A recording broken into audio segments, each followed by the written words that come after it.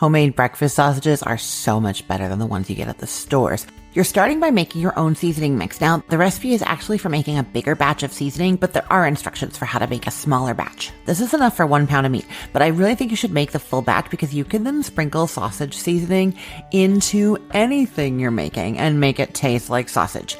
How great is that? So it's basically brown sugar, sage, garlic, thyme, a little bit of cayenne, salt, and pepper. And then you're adding your ground meat. I've done ground turkey here. I don't like to use ground turkey breast. I find that a little bit too dry, but ground turkey and ground pork are both great.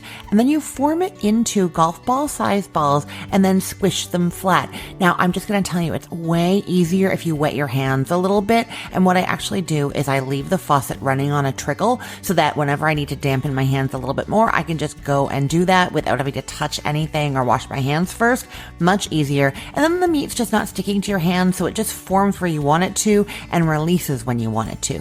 Now, once all those patties are done, you're going to get a non-stick skillet over medium heat with a little bit of oil, and you're adding those patties to there, and you're just cooking them until they're brown underneath. Because they're so thin, they actually don't take that long to cook all the way through to the middle. Kind of move them around a little bit if your pan and your heat is uneven so they're browning equally, and then they're done, cooked through. Beautiful breakfast sausages. You can get the recipe for the seasoning mix and the sausages over at thecookful.com.